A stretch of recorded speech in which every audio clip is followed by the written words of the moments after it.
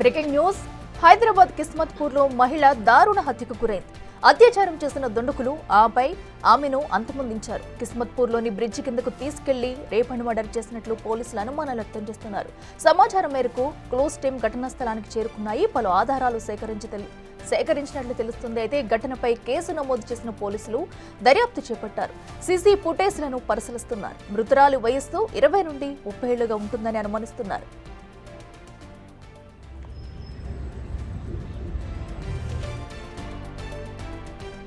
మనకి 12 o'clock టైంలో ఇక్కడ ఒక unknown lady dead body without క్లోత్స్తో ఉన్నదని మనకి ఇన్ఫర్మేషన్ రాగా ఇక్కడికి వచ్చి చూస్తే 25 to 30 years మధ్యలో ఒక లేడీని చంపి ఇక్కడ అబాండన్ చేసినట్టుగా సీన్ని బట్టి చూస్తే వేరే దగ్గర చంపేసి ఇక్కడ పడేసినట్టుగా అనిపిస్తుంది.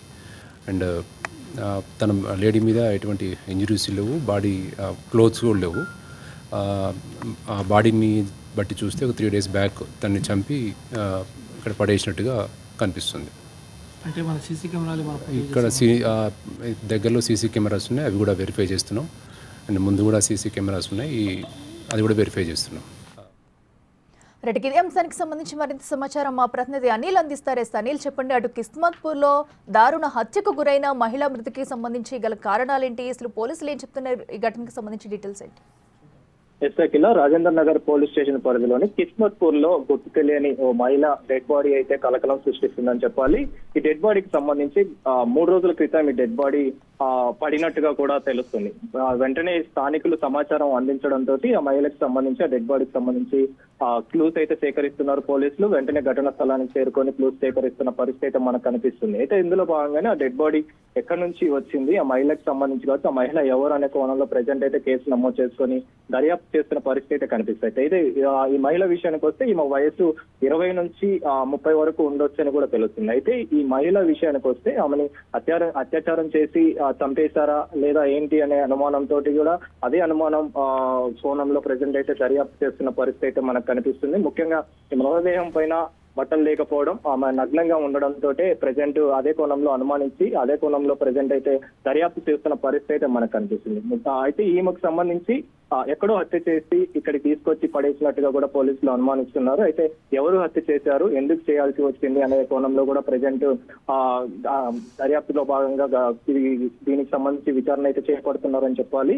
అయితే ఇన్స్పెక్టర్ ఘటనా స్థలానికి చేరుకొని దానికి సంబంధించిన వివరాలు కూడా సేకరించారు, ముఖ్యంగా క్లూస్ కూడా సేకరించారు. చుట్టుపక్కల ఉన్న సీసీ ఫుటేజ్ ఆధారంగా ప్రెజెంట్ హంతకులు ఎవరు ఏంటి అనేది కోణంలో ప్రెజెంట్ అయితే దర్యాప్తు చేస్తున్న పరిస్థితి మనకు కనిపిస్తుంది. ఇందులో భాగంగానే అంటే ఈ మహిళ విషయానికి వస్తే ఆ మహిళ కిస్మత్పూర్ బ్రిడ్జి కింద అయితే కనిపించింది, డెడ్ బాడీ కనిపించడం. వెంటనే స్థానికులు అటుగా వెళ్తున్న స్థానికులు చూడడంతో పోలీసులకి సమాచారం ఇచ్చారు. సమాచారం ఇచ్చిన వెంటనే పోలీసులు ఘటనా స్థలానికి చేరుకొని వివరాలు అయితే సేకరిస్తున్న పరిస్థితి మనకు కనిపిస్తుంది. ఇందులో భాగంగానే ఇన్స్పెక్టర్ మాట్లాడుతూ కూడా ఈ డెడ్ బాడీకి సంబంధించి వివరాలు అయితే సేకరిస్తున్నామని చెప్పేసి కూడా తెలపడం జరిగింది. ఎక్కడో చంపేసి ఇక్కడికి తీసుకొచ్చారా అనే అనుమానం కూడా వ్యక్తమవుతుందని చెప్పడం జరిగింది. అత్యాచారం చేసి దీనికి అత్యాచారం చేసి ఆ తర్వాత హత్యకు పాల్పడ్డారనే కోణంలో కూడా ప్రెజెంట్ అయితే దర్యాప్తు చేస్తున్నామని చెప్పేసి కూడా ఆయన మాట్లాడడం జరిగింది. అయితే ఇందులో భాగంగానే దీనికి సంబంధించి ప్రెజెంట్ కేసు నమోదు చేసుకున్నారు. కేసు నమోదు చేసుకొని దర్యాప్తు చేస్తున్న పరిస్థితి కనిపిస్తుంది. ఆమె నగ్నంగా ఉండడం అదొకటి.